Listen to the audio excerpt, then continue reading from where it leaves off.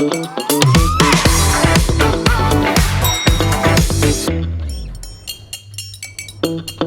இல்லாம colour print பண்ணுங்க, அதுவும் மிக குறைஞ்ச விலையில. Epson eco tank printers. இது வெறும் ஃபேபுலஸ் இல்ல, இது டோட்டலி பிரிண்டபிளஸ். சார்பில் தலைவர் எழுச்சி தமிழர் அவர்களுடைய ஆணைக்கிணங்க காத்திருப்பு போராட்டம் நடத்துவதாக முடிவெடுக்கப்பட்டு காத்திருப்பு போராட்டம் நடத்துவதற்கு சென்றிருந்தோம். அதில் நாங்கள் முக்கியமான 2 செய்தியை நாங்கள் அதில் சொல்லியிருந்தோம். ஒன்று, சிக்கப்பூவத்தி தொட்டப்பூவத்தி சர்வேயின் 127/2, 135/2, 78/48, 233/3, 173/1, 178, 231/1, 212/1, 80/1 தொடர்புடைய புலையன்களில் இந்து அறநிலைய ஏக்கர் நிலங்கள் அங்கு மக்கள் பயன்பாட்டில் இருந்து வருகிறது. அந்த நிலங்களில் பொதுவாக மண்டுமாரியம்மன் கோயில் ஏற்கனவே கட்டப்பட்டு உள்ளது. அது அந்த பஞ்சாயத்துக்கு உட்பட்ட அனைத்து மக்களுக்குமான நிலம், அது அரசுக்கு சொந்தமான நிலம். அந்த நிலங்களில் மண்டுமாரியம்மன் கோயில் இருப்பதில் வன்னியர் சமூக மக்கள் அங்கே வழிபாடு நடத்துவதற்கு அனுமதி மறுக்கப்படுகிறது. அதனால் நாங்கள் அந்த கோயில் நிலங்கள் எல்லாம் மீட்கணும்னு சொல்லி அன்னைக்கு நாங்கள் அந்த காத்திருப்பு போராட்டத்தை அறிவிச்சிருந்தோம். அங்கே என்ன சூழல் நடக்குதுன்னு சொன்னால், இந்து அறநிலைத்துறைக்கு சொந்தமான நிலங்கள் ஒரு குறிப்பிட்ட சமூகம் அந்த நிலங்கள் ஆக்கிரமிப்பு செஞ்சு ஒரு சமூகத்தினுடைய கட்டுப்பாட்டில் அந்த நிலங்கள் இருக்கிற காரணத்தினால் அங்க இருக்கக்கூடிய தலித் மக்களை ஏவப்பட்டு அந்த மக்களை முன்னிறுத்தப்பட்டு அங்க இருக்கக்கூடிய வன்னிய மக்களுக்கு எதிரான செயல்பாட்டில் ஈடுபடுத்துவதற்கு முயற்சி செய்து அவர்களை முன்னிலைப்படுத்தி அங்க ஒரு பிரச்சனையை ஏற்படுத்துறாங்க. அந்த பிரச்சனையை நாங்கள் மாவட்ட ஆட்சியர்கிட்டயும் ஏற்கனவே மனுவாகவும் நாங்கள் கொடுத்துருக்கோம். இந்து அறநிலைத்துறையிலையும் நாங்கள் மனுவாக கொடுத்துருக்குறோம். ஆனால் எந்த விதமான நடவடிக்கையும் அங்கே எடுக்கலை. அது எல்லாம் ஒரு காரணமாக தான் இந்த காத்திருப்பு போராட்டத்தை நாங்கள் அறிவிச்சிருக்கோம். கையகப்படுத்துமே ஆனால் அங்கே பட்டியலின மக்களுக்கும் வன்னியர் சமூக மக்களுக்கும் உள்ள ஒரு கான்ட்ரவர்ஸ், அவங்களுக்குள்ள இருக்கிற முரண் அங்கே வராமல் தடுக்க முடியும். அங்கே ஒரு சாதி கலவரம் ஏற்படாமல் இருப்பதற்கு ஒரு வாய்ப்பு இருக்கும் என்பதை காரணத்தை காட்டி தான் நாங்கள் அந்த கோயில் நிலங்கள் ஒட்டுமொத்தமான இந்து சமய அறநிலைத்துறைக்கு சொந்தமான நிலங்களை கையகப்படுத்தணும்னு நாங்கள் வலியுறுத்தி அந்த போராட்டத்தில் பேசுகிறோம்.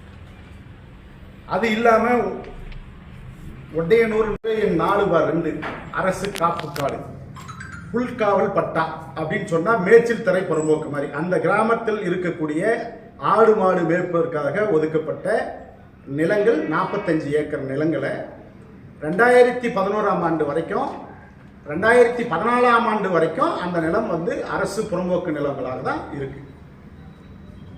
அது அரசு புறம்போக்கு நிலங்களாக இருக்கிறதுக்கான சூழலும் என்னன்னு கேட்டீங்கன்னா, 2011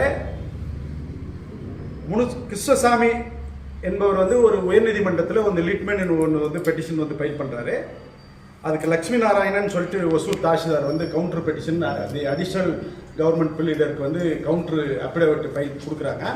அதில் சொல்லியிருக்குது இதுதான் அந்த கவுண்டர் தாசில்தார் கொடுத்த கவுண்டர் ஹைகோர்ட்டு கொடுத்த கவுண்டர் பெட்டிஷனு.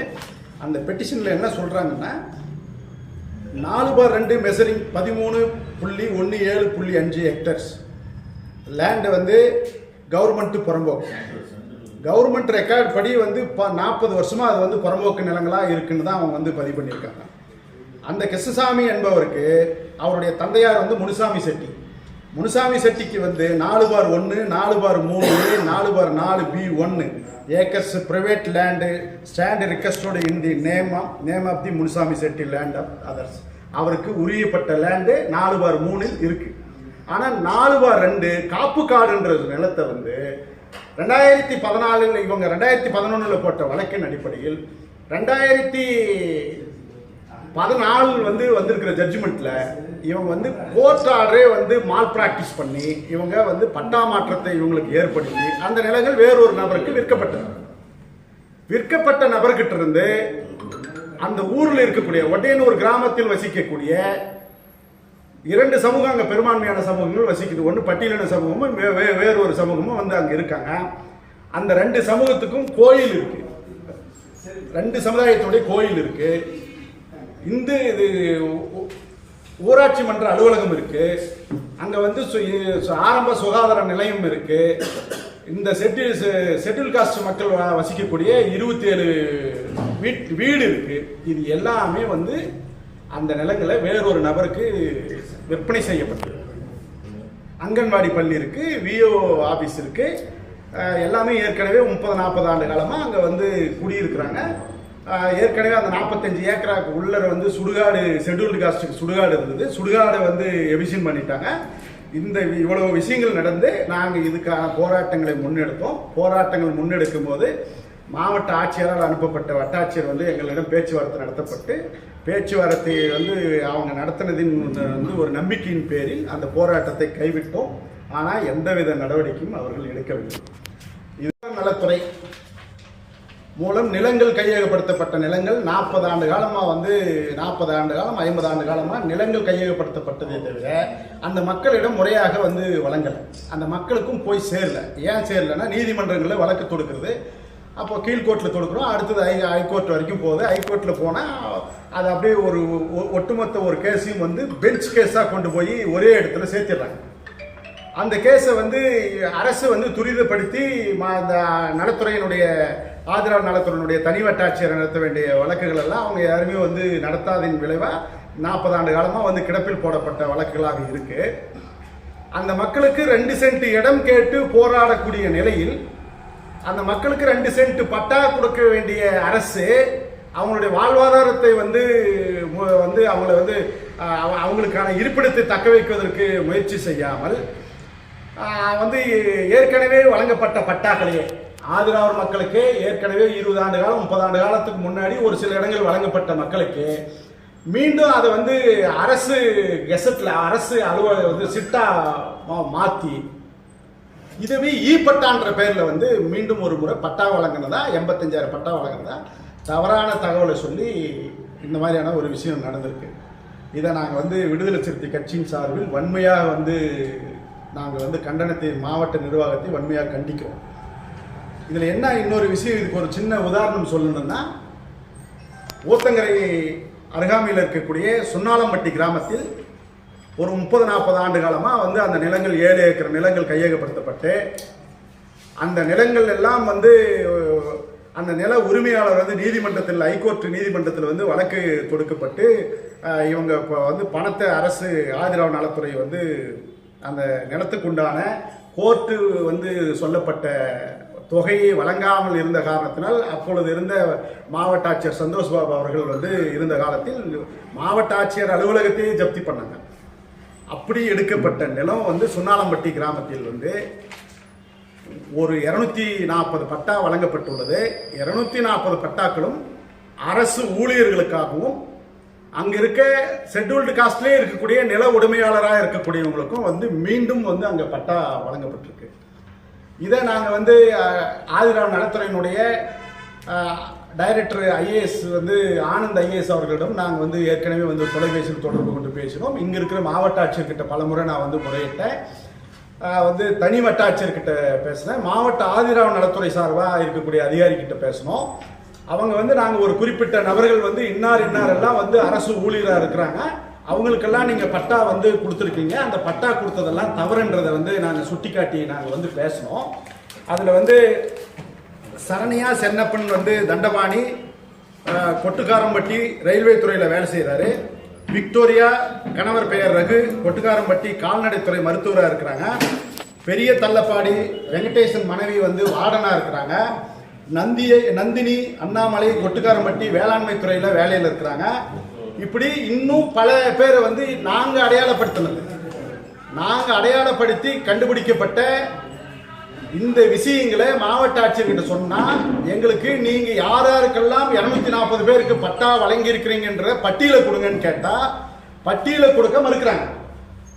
நீங்க பட்டியலை கொடுத்தா யாரு வந்து நீங்க வந்து அரசு வேலையில் இருக்கிறவங்க யாரு நில உடைமையாளருக்கு வந்து கொடுத்துருக்கீங்கன்னு சொல்றத நாங்கள் வந்து வெளிப்படுத்துருவோம். அது நீங்க தவறு நடந்திருக்கிறத தவறை நாங்கள் சுட்டி காட்டுறத சொல்றோம்.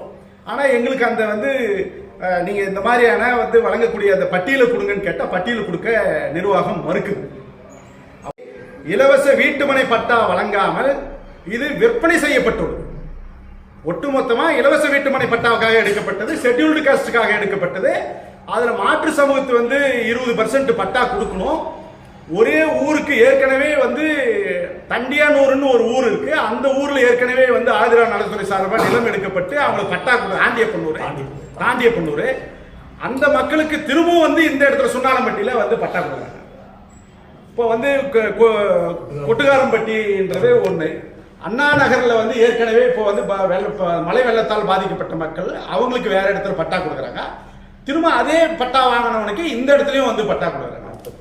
அப்போ பணம் வந்து இந்த இந்த இந்த ஆட்சியில் இந்த மாவட்ட நிர்வாகத்துக்கிட்ட நாங்கள் இது வெளிப்படையவே வந்து பதிவு பண்ணோம். ஆனால் எந்த விதமான நடவடிக்கையும் அவங்க எடுக்க தயாரல்ல. பாதிக்கப்பட்ட மக்கள் வந்து இப்போ போய் வந்து வீடு கட்டிருக்கிறாங்க.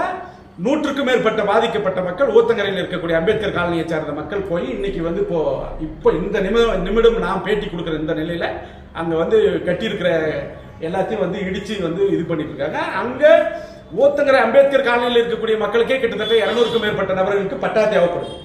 ஆனா இவங்க போய் வந்து தேவையே இல்லாம ஒரு கதையை வந்து எனக்கு நீ ஜீப்ல வந்து எங்க ஜீப் இல்ல, நீ பைக்ல வர, நீ தாசில்தார்னு எங்களுக்கு வந்து நீ தான் தாசில்தார்னு எனக்கு நம்பிக்கை இல்லைன்ற மாதிரி பொய்யான தகவல்களை திசை திருப்பறதுக்காக வந்து வட்டாட்சியர் அந்த மாதிரி பொய் பேசின்னு வந்து ஒட்டுமொத்த சொத்தையும் வித்துட்டு இருக்கிறாங்க. இதை நாங்கள் வந்து விடுதலை சிறுத்தைகள் வன்மையாக கண்டிக்கிறோம்.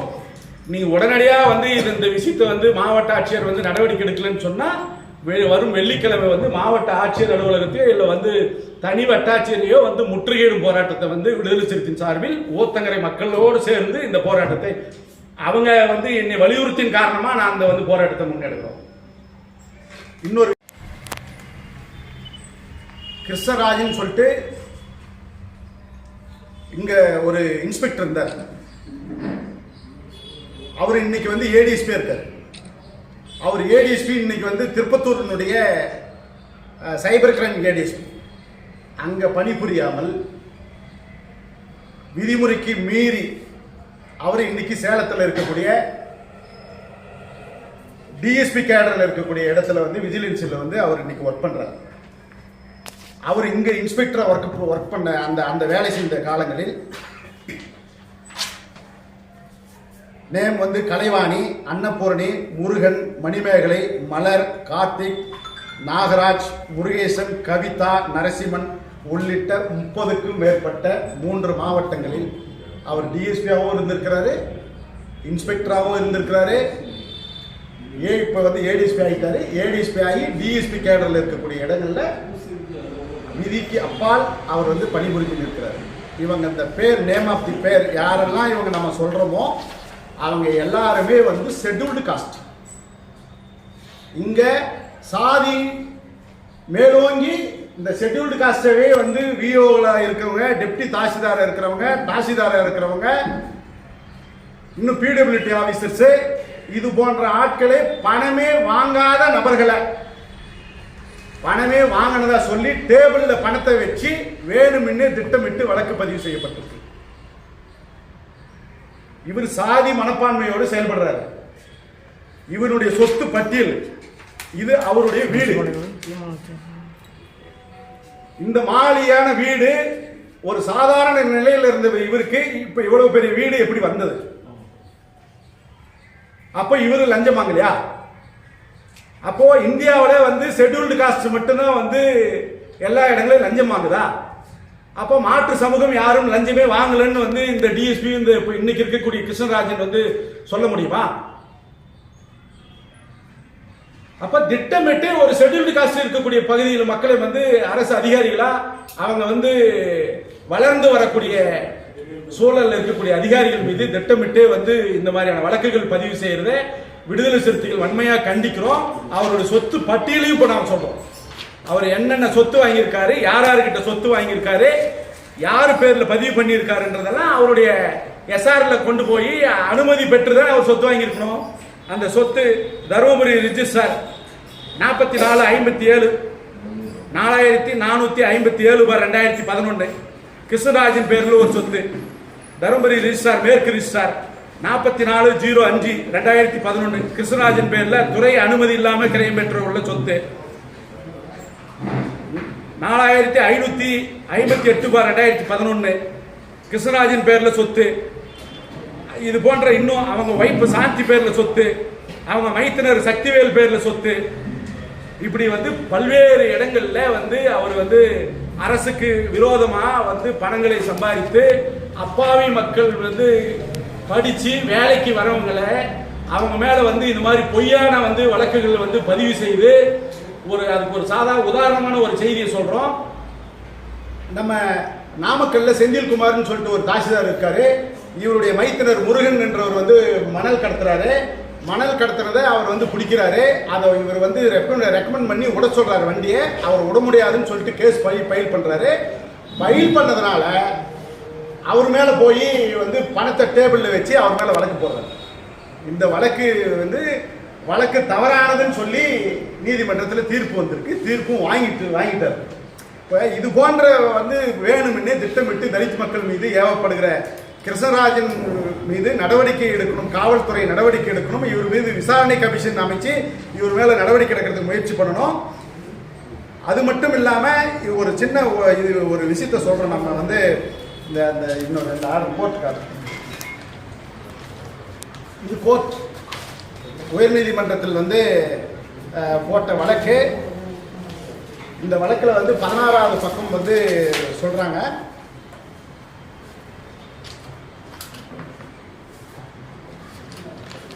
அவருடைய வாக்குமூலம்.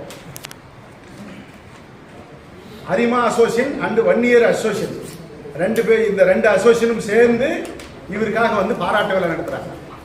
இது ஹைகோர்ட் ஆர்டர்ல மேட் அவுட் பண்ணி சொல்லியிருக்கிற காப்பி 16வது பக்கம் இருக்கு. அப்போ இவர் சாதியின் போக்கோடு தான் செயல்படுறார். அவருக்கு இது போன்ற சொத்துக்கள் எப்படி வந்தது? லஞ்ச ஒழிப்புத்துறையே லஞ்சம் வாங்கினு பட்டியலின மக்கள் வந்து அரசு அதிகாரிகளாக இருக்கக்கூடியவர்கள் பழிவாங்கப்படுகிற வேலையே வந்து கிருஷ்ணராஜன் கையில் எடுத்திருக்கிறாரு. அதை நாங்கள் வன்மையாக கண்டிக்கிறோம். இது சம்பந்தமா வந்து ஹைகோர்ட்ல வந்து விடுதலை சிறுத்தையின் சார்பில் தலைவர்களுடைய ஒப்புதலை பெற்று நாங்கள் வந்து வழக்கு தொடுக்கிறதுக்காகவும் தயாராக இருக்கிறோம்.